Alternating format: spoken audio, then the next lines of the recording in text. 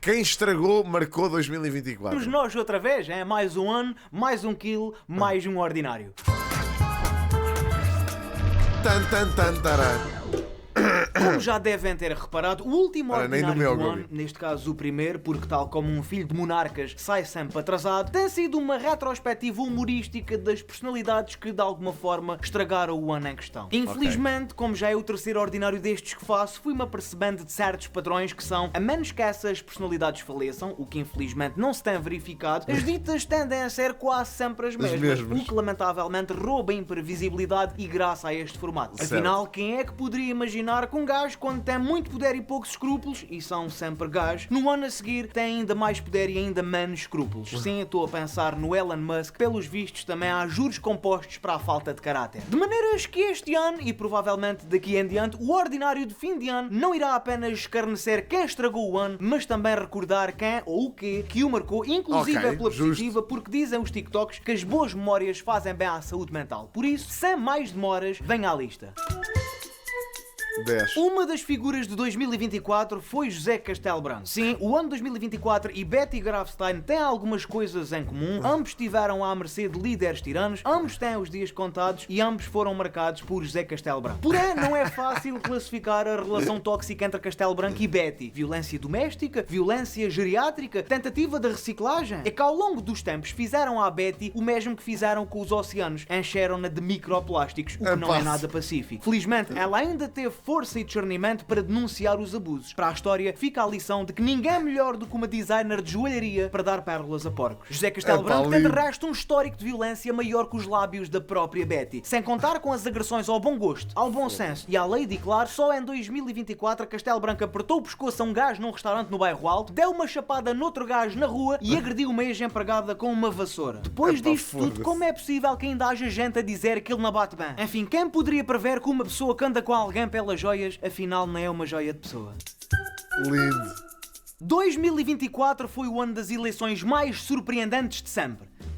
Não são essas. Uns meses antes de Biden, Pinto da Costa foi o primeiro idoso senil do ano a deixar de ser presidente de uma nação de fanáticos. Eu acho que não falo só por mim quando digo que não imaginava ver o Sr. Jorge Nuno deixar de ser presidente do vai haver Porto tanto antes do portista chateado com isto. Além disso, ainda prenderam o macaco líder dos Super Dragões. Para estarmos a viver numa realidade paralela, só faltava quê? O Porto efetivamente sofrer sanções desportivas? E sim, todos sabemos que os dois rivais de Lisboa têm a ficha tão suja como a cidade que os cedia, mas o facto dos sócios de um clube histórico como o Porto terem afastado através do sufrágio por 80% o líder que mais conquistas lhes deu é sinal que ainda há muito boa gente a quem não interessa ganhar a qualquer custo. Certo. Não que os sócios do Porto precisem da minha admiração para alguma coisa, mas fica finalmente reposta alguma coerência. A gastronomia do Porto sempre foi mais carnes e enchidos do que fruta. André Vilas Boas foi quem assumiu a presidência e pelos resultados da equipa nota-se claramente que Assado ficou a perder com esta mudança. Assado do Portimonense, claro.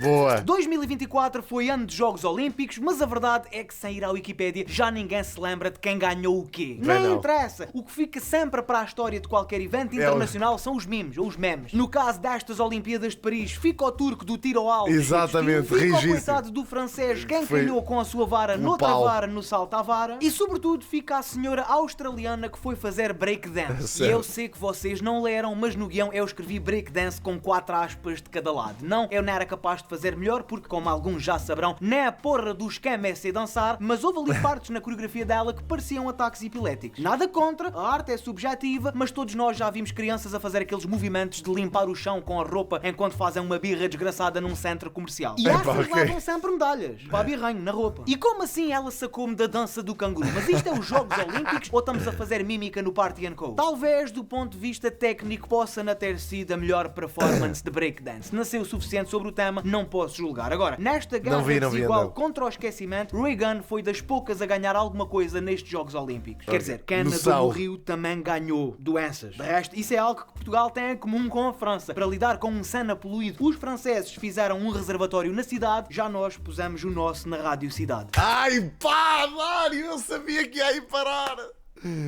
Ai, Dário, meu Deus, que chapadão. Epá, foi bom. Foi bom.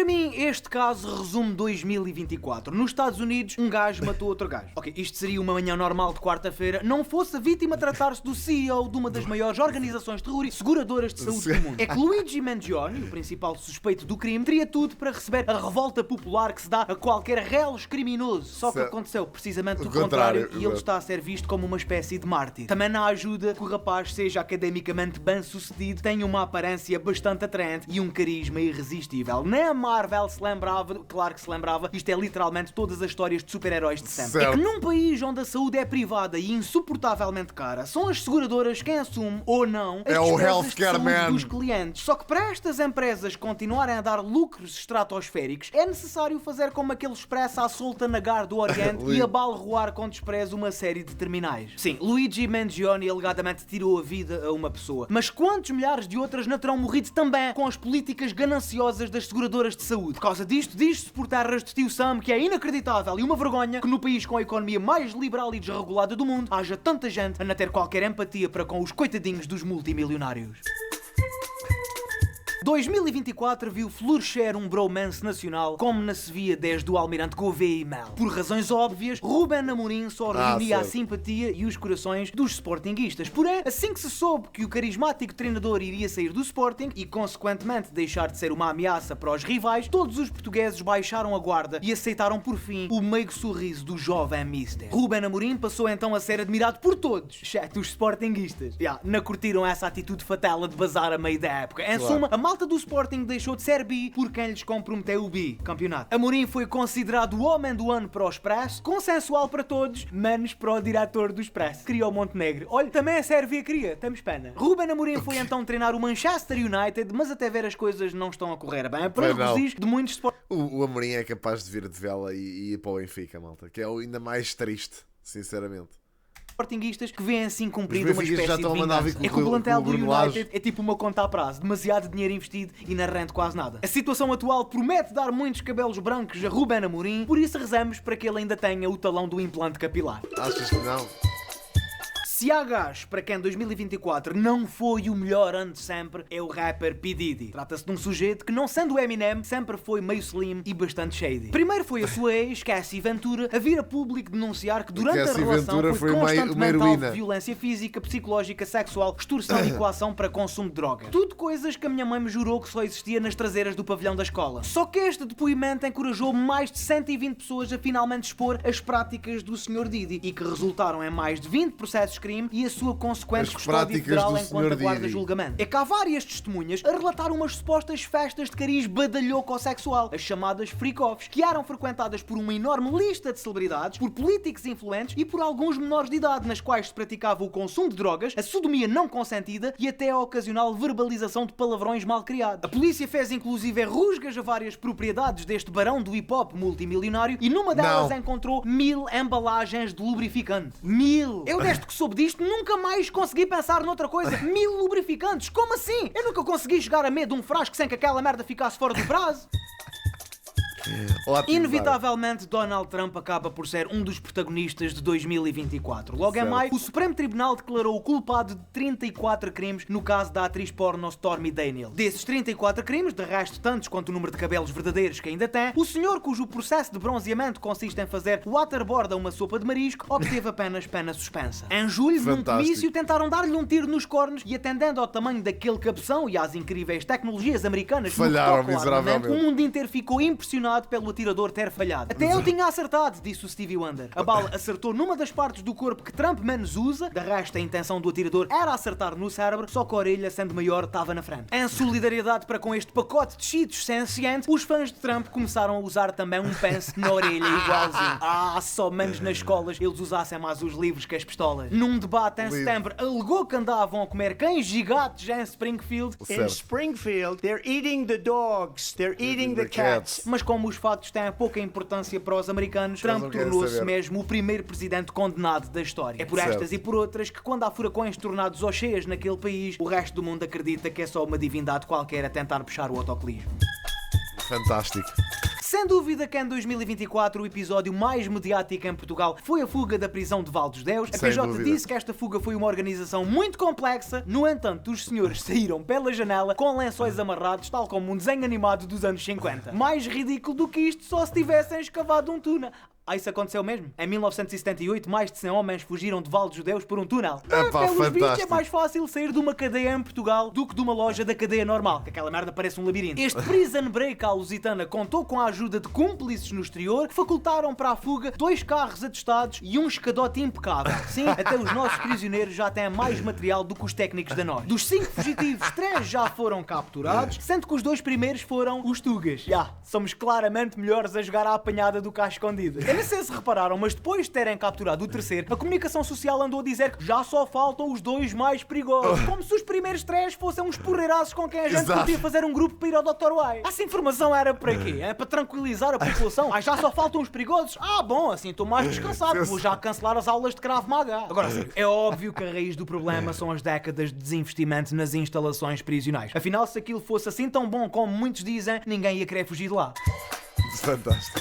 Infelizmente 2024 continua marcado pela guerra na Palestina. Quer dizer, guerra não é propriamente o melhor termo para descrever um fenómeno unilateral. Chamar guerra ao que está a acontecer em Gaza é como chamar paixão fiel e recíproca à relação que tem com ginásios e dieta saudável. O principal autor deste projeto de urbanismo, que consistiu em transformar hospitais pediátricos em montanhas de entulho, é o primeiro-ministro de Israel, Netanyahu, que, como qualquer tirano que se preze, tem um nome a escorrer para o ridículo. A graça do senhor começa com Benjamin, que é um nome que já vem com 20 GB de calduços ilimitados até aos 12 anos, e acaba em Yahoo, que não só é o que diz o Super Mario quando te atira uma banana aos cornos no Mario Kart, mas também um site que é um Google de merda. Na lista de ditadores com nomes divertidos temos ainda Mussolini, que parece um tipo de pasta, tipo rigatoni ou fettuccine, e eu, se não tivesse ido às aulas de história, era bem capaz de ir a um italiano pedir um Mussolini à la campestra. Também o ex-ditador da Síria, Bashar al-Assad, que parece o que se diz quando tens o forno no máximo e a carne está a queimar por fora, mas ainda está crua por dentro. Olha, vais ali num instantinho ao forno Bashar al-Assad. Na China havia um que se chamava Chiang Kai-shek, que parece um espinha de macha a dizer o nome da mítica lavandaria Sankasek. No Gabão houve um que se chamava Bongo, igual aos sumos de frutas da nossa infância. No Camboja havia o Pol Pot, que é o que fazem as galinhas. Pol Pot, Pol Pot. E Salazar é um utensílio de cozinha tão útil como um espanador ou uma mopa. Talvez não fosse má ideia Netanyahu aprender sobre este tema, já que as suas bombas têm levantado demasiado pó para quem tem como intenção fazer uma limpeza. Foda-se. Baixar al-Assad é muito bom. E eu passei aqui o vídeo a falar do 2024 do mundo, mas e o 2024 do meu mundo? É que este ano teve mudanças que abalaram os pilares identitários da minha pessoa. Então é que em 2024 abriram no Parchal um Continente, um McDonald's e um Aldi, ao lado do Lidl, da Staples e da Oma que já havia. Então, mas isto é o Parchal ou é Alfragide? Toda a vida gozaram comigo por esse é do Parchal e que ninguém queria saber daquilo, e agora... Mas o que é o Parchal?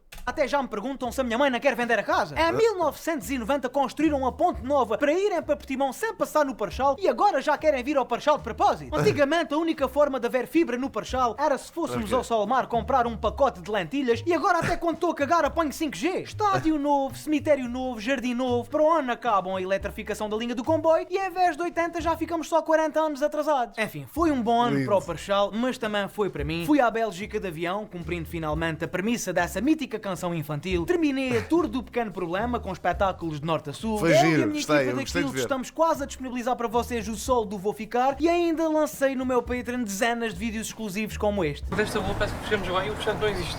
Sim. Parece que Era a primeira vez. Tu ligaste para eles na segunda-feira. a dizer que era para hoje, não é? Cada para quarta-feira. E está fechado. E quarta-feira é folga semanal. Terça e quarta, 2 folgas semanais. Será que é este? Parabéns, João. Parabéns.